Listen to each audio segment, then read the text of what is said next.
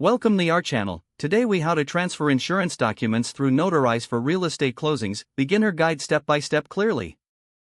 To begin transferring insurance documents through Notarize for real estate closings, you'll need to create an account on the Notarize website.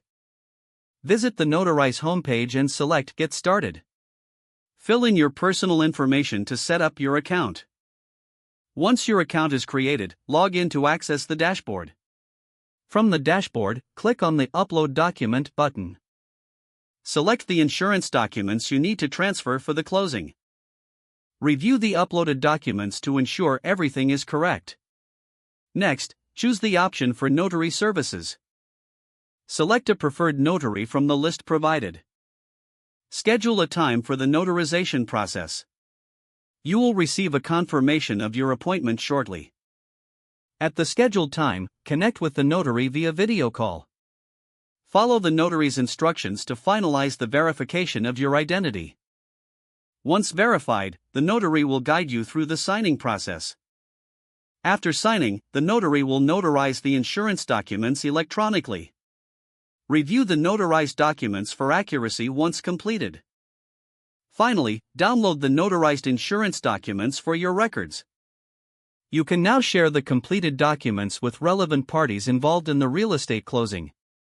If the page does not load, refresh the browser or try again in a private or incognito window. Make sure you are using the correct email address, then retype it carefully to avoid small typos.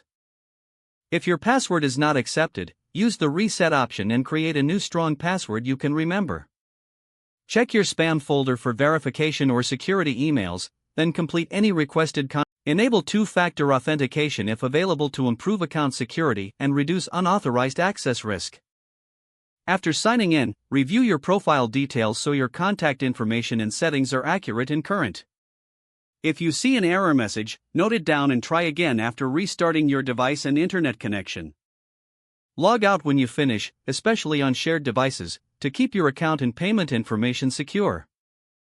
If the page does not load, refresh the browser or try again in a private or incognito window. Make sure you are using the correct email address, then retype it carefully to avoid small typos. If your password is not accepted, use the reset option and create a new strong password you can remember.